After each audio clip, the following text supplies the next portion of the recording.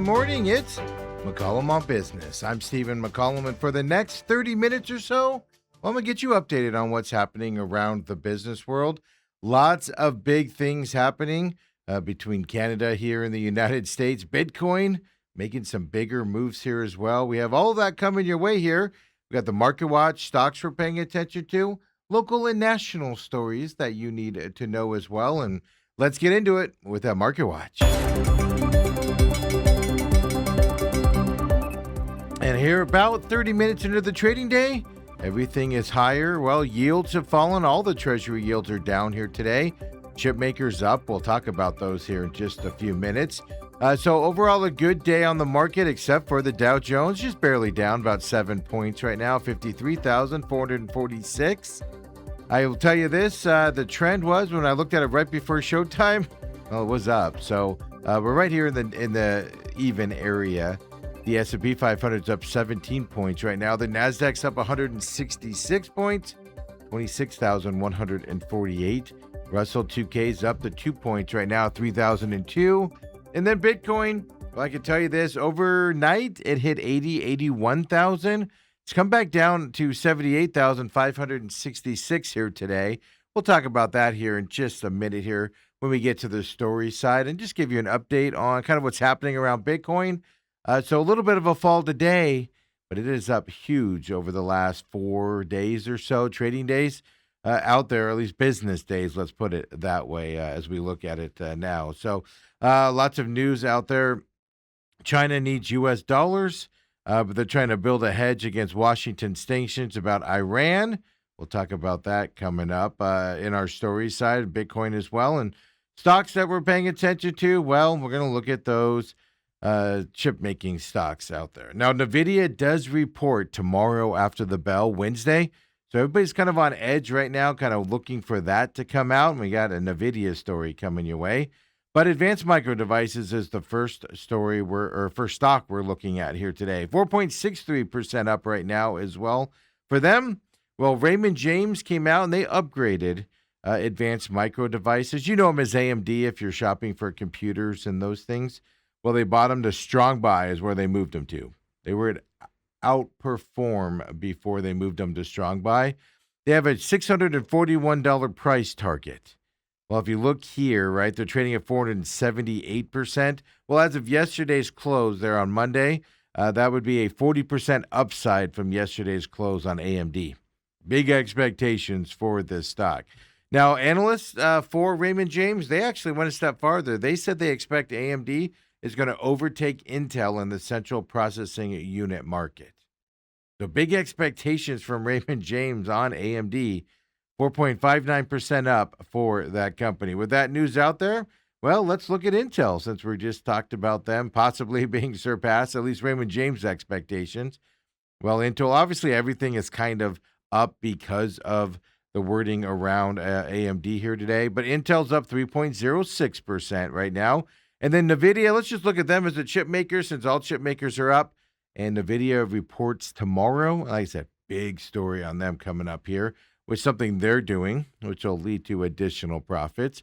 2.69% up right now for NVIDIA here as we're looking at these chip-making stocks. Later on when we come back, we're going to look at a company, Novartis Semiconductor. We're going to look at them. Dick's Sporting Goods, and then United Airlines are what we're going to look at coming up here when we look at the stock market and Market Watch here in just a little bit. But first, let's get into the stories that you need to know. And well, you just saw there, Bitcoin's trading at 78,000. Well, it was at 80,000 overnight, and it hit 80,000 for the first time in 15 weeks or so. Yeah, the last 8 days, Bitcoin is up 28%. Down a little bit here as the markets opened, at least in the U.S. markets as well. But that 28% upside, well, $350 billion in total market cap over the last 4 days. Now, why is that spectacular? Well, Bitcoin's wiped out 3 months of losses in less than a week. That's how fast it moved. So in the process, of Bitcoin being up 28%, even stocks pertaining to Bitcoin out there, crypto-linked stocks, well, they're up huge as well. Strategy, those shares are up 36% in the past month. Circle up 43%. Coinbase up 16%, and even Robinhood is up 12% with this little rally here on Coinbase. And it is amazing, on Bitcoin. It is amazing how Bitcoin will move markets when it goes up or way down as well from that side. As you know, the catalyst for this big run up for Bitcoin, couple different things happening out there. One, the Treasury Secretary surprising the financial markets last week. They doubled the maximum size of its long-term bond buyback operations. It went from $2 billion to $4 billion per session.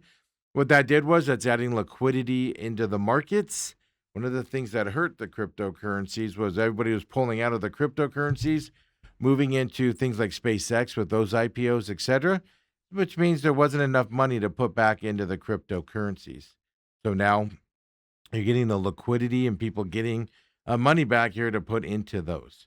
But then, right, that White House meeting that happened last week where President Trump and top digital asset players got together, and that was when Trump called on Congress to pass that fair version of the Clarity Act, which, President Trump wants to make America and to remain the undisputed leader in Bitcoin and crypto as general.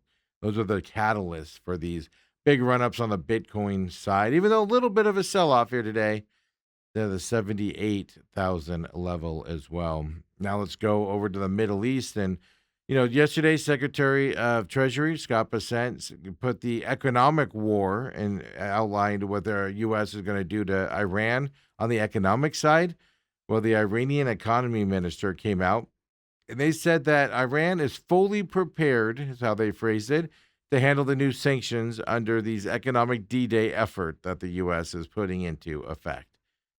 He predicted, Iran's people did predict in an interview with Iranian state television that the sanctions will end in another defeat for the United States. Quote, they have done everything they could to test the determination of the Iranian people and the country's officials, but they have failed every time. It seems they wish to suffer yet another defeat. He said that to the state media out there. He said, we've been waiting for these plans for a long time, and the government is and was ready and has a 2-year plan to manage these events in terms of the economic war now beset against Iran. And so on Monday, the U.S. Treasury Secretary Scott Bessent described the sanctions as, quote, the single greatest financial offensive ever, unquote. Yeah. He went on to say, and he warned countries that aiding Iran through this process, well, that means that those countries will be cut out from the U.S. financial system. So it also is, don't help them. And that's where we get into that conversation about China. They help Iran a lot out there. China needs U.S. dollars as well, but they're trying to get around the sanctions, both on China as well as this economic war against Iran as well. So all of that, the warning there against helping Iran and the decisions, they call it Operation Economic Outcast is what Scott Bessent had outlined yesterday as well. So Iran and its remaining supporters are getting huge sanctions against them and kind of ruin them economically, which I know I was reading over 2 weekends ago. Iran's inflation rate, it's like 2 million of their currency to $1 US right now, which is the worst it's ever been. They're being decimated, and we'll see how this plays out. Of course, it affects our oil and prices and things here in the United States. And let's come back over here and go to the America's hat up there. And of course, we're talking about Canada. Big words between the prime minister, some of the province leaders up there in Canada with the United States yesterday. And now Canada is set to announce details of retaliatory tariffs against the U.S. coming up. They're going to announce them today, all because the relations between the two countries deteriorated even more so on Monday. It already deteriorated over the weekend as well. Donald Trump, the U.S. president, he warned Canadian leaders on Monday to, quote, fall in line or face consequences far worse than existing tariffs. Well, then, Canadian Prime Minister Mark Carney accused the U.S. government of attempting to subordinate Canada.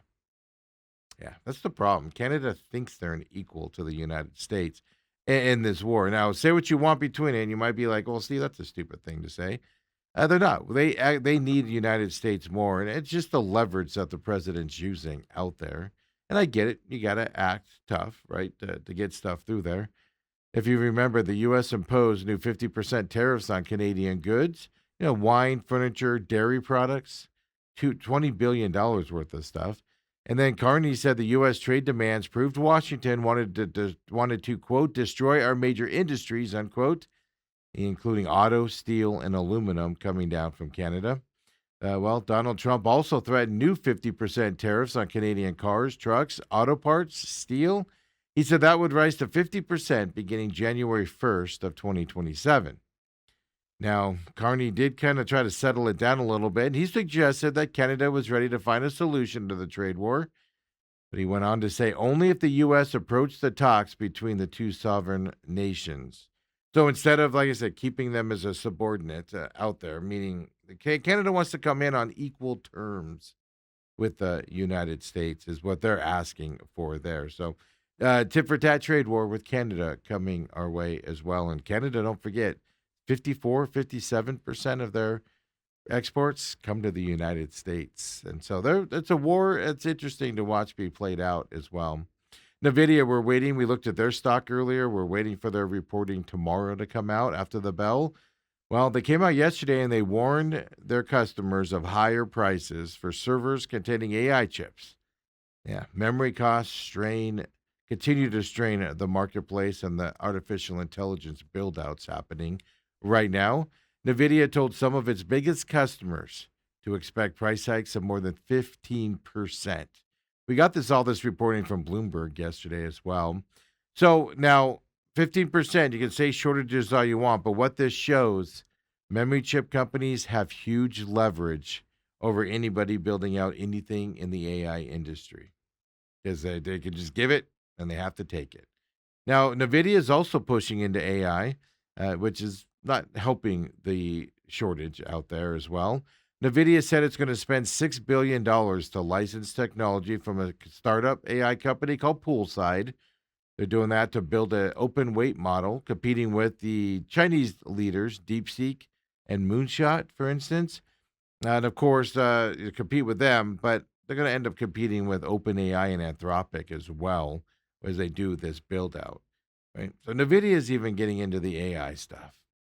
Now, frontier AI companies face pressure from open models, right? Anthropic's U.S. customers, they're increasingly using cheaper alternatives to the Anthropic, which is Claude, by the way, using the cheaper alternatives to its strongest models, which, of course, is raising huge questions. People want AI in their lives. They don't want to pay big amounts for it out there. So everybody's looking for the cheaper options. And that, of course, raises questions about the amount of spending these AI companies are doing on advanced AI as well, because people aren't buying it as much as they used to out there. And so it's interesting. But NVIDIA getting into that AI side, 50% increase coming to those customers, which means you're going to get an increase as well on something out there. Hey, let's go to Walmart as well. We talked about Walmart and Tap to Pay yesterday. Well, now they're making a new play for younger, style-conscious shoppers. Yeah, they're going to start up a women's fashion brand. And the nice thing about it, I guess, is they're offering most items for less than $25. Walmart's rolling out a brand called Scenario, the modern bohemian collection featuring apparel, shoes, jewelry, handbags, all the accessories you need as well. It's rolling out to all of their stores. So 280 styles coming your way to Walmart. Scenarios designed to appeal to women around age 35.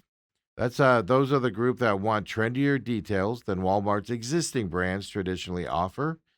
And of course, Wall Street Journal was first on this story. They got a lot of details out there. Fox Business had additional ones.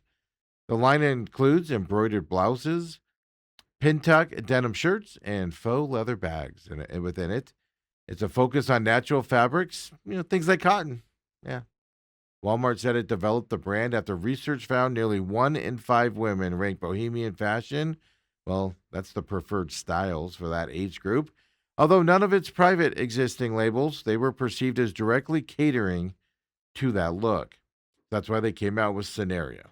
Scenario is going to take over some space previously devoted to Time and their true models out there, or those brands. Walmart's women brand focused on classic wardrobe staples in the past.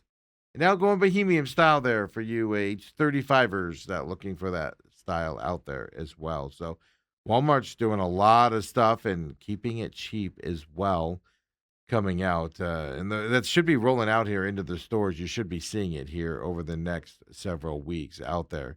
Hey, when we come back here at McCollum on Business, we keep the show going. We'll look at those stocks, including United Airlines.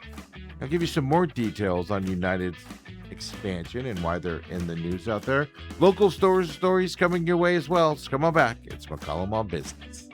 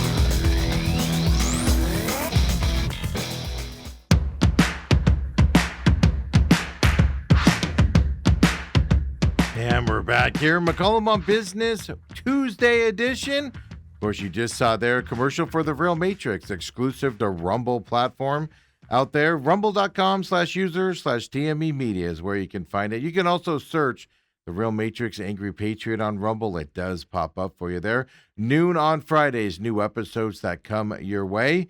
New episode coming out this Friday. Last Dr. Fauci episodes, the last couple Fridays are out there. Don't forget the free podcast system as well for all of our shows, except for this one. Just search the show name to find it. So just go to Apple, Google, Spotify, iHeart, Podbean, Podchaser, and whatever ones I'm forgetting, wherever you listen to your favorite podcast, and catch The Real Matrix now. There's 42 episodes or so out there for you to catch up on. So go get updated there as well on Rumble and on the free podcast system. All of our programming's over there on Rumble as well, including the Pit Stop. New episode coming this week as we're getting closer to the playoffs here for the NASCAR circuits. IndyCar's getting closer to name their champion as well.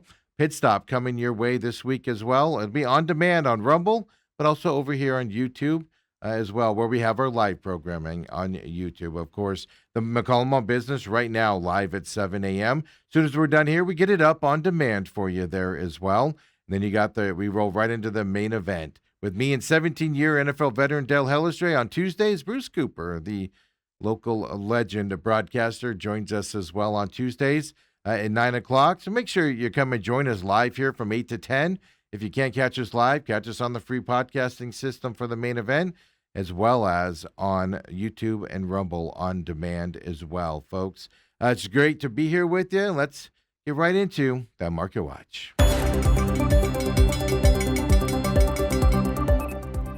And just markets are green here now. I was just checking to see on my screen they showed green. A little bit of a delay with the services we use out there, but Dow Jones right now is up to 32 points. The yields are falling again today. Chip makers are up, as we talked about there in that first segment. S&P 500's up to 12 points right now as well.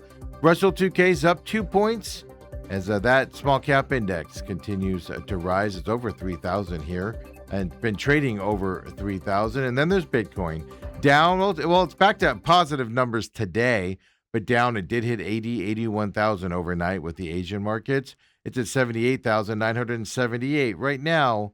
Bitcoin is that continuing its rally here over the last several days. And as I said, hitting 80,000. Big run up here with money able to be invested into these companies out there. Stocks we're paying attention to right now. Well, first one we're going to look at, and don't forget, NVIDIA reports tomorrow after the bell, so everybody's going to be looking for that. But Navitas Semiconductor is what we're going to look at right now. They're up 3.35%. They said power management. I'm sorry. They say they're buying power management solutions company Claros. It's a deal valued at $232.8 million in cash and shares as of now. Yeah. They're not buying them. They're going to power them up, basically, is what they're going to do. They're bringing them in, working with them, buying their services and some of the companies. So that's that $232.8 million. Navitas is up 3.52% based off of that news. And then let's go to retailers. Dick's Sporting Goods, down big today, 25.64%. To me, Dick's is just really expensive for its sporting goods stuff. But hey, they must be selling a lot. Big expansion out there. Well, revenue disappointment is what they did. And that's why they're down 25% today. They cited, Dick's did, a challenging market for footwear. Yeah, they posted sales of $5.59 billion. Well, the expectation was $5.65 billion. Revenue, sales, I should say, are really bad there as well, but revenue disappointment as well. Big drop here for Dick's Sporting Goods, 25.70% right now. They're building a new one out by me out there at Signal Butte in Southern, right next to that giant Target that is now open. Have to see how they continue to perform out there as well. And then United Airlines is what we're going to look at, and that'll be our top story here in this segment. But United Airlines is up 2.13%. The headline says United Airlines said 2027 flights will span Sardinia to Okinawa. International expansion for United Airlines coming up in 2027. That news kind of led United Airlines up 2.15% here today on the market. And let's get into that as our story here before we get into the local stuff. United Airlines came out and they expect enough Airbus A321 XLR deliveries. They expect that there'll be enough of them to support its European expansion that's coming in 2027, next summer. United Airlines is pushing into smaller markets, and they see travel to the region staying strong, and they not just summer months, but also into the fall and autumn months is what they're expecting. United Airlines plans to use the long-range single-aisle jet on 5 new European routes in 2027. To places like Luxembourg, Ibiza, Spain, let's see here, Toulouse, France as well. Trying to find those cities here in my script. Now, the United Airlines is part of the largest international expansion in the airline's history, or these planes are, in those cities. There's service to 10 new cities in Europe and Asia coming your way next year. So the A321 XLR is going to help United phase out its aging Boeing 757 fleet. Now, United's phasing out the 757s as the new A321 XLR jets enter service. Now, it's been a slow reveal, and it's going to continue to be slow. And United's updating its fleet plan continually, because of the delays of those Airbus planes that are coming out from the manufacturer side. So every time a plane's available, they update it, or coming available. But big moves here with those Airbus planes for Europe. And United, especially if you're going to travel to Europe next year as well. Now, here in Arizona, the FTC came out, the Federal Trade Commission. They said they reached the settlement with Zillow and Redfin. There's been a lawsuit going on for a little bit now. Now, Arizona was part of the coalition of states alleging the housing platforms. Well, they say they illegally entered agreements to reduce competition. This is that lawsuit that claims Zillow and Redfin paid $100 million to shut down its multifamily rental advertising business and transfer clients to Zillow. Right? Zillow paid Redfin to not be a competitor.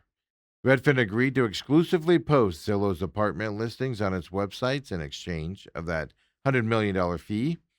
So now, Arizona Attorney General Chris Mays put out a statement and said the agreements which stifle improvements to both companies' services and result in higher rental prices to us, the consumers. The settlement requires Zillow and Redfin to have separate listings and even pay the suing states $2 million each. It's not clear how much Arizona will get from that. In separate statements, Zillow and Redfin said the state settlement is good for their continued partnership, and they say it's also good for renters. Well, yeah, because you're not stifling the competition out there. So hopefully, choose votes on this. Arizona is part of that settlement, some money coming into the Arizona coffers. But more importantly, if you're looking for rentals, maybe some fairness, maybe some competition to drive down those rental prices for you as well. And folks, we've talked about it a lot. We weren't sure if it was going to be delayed, but it is official.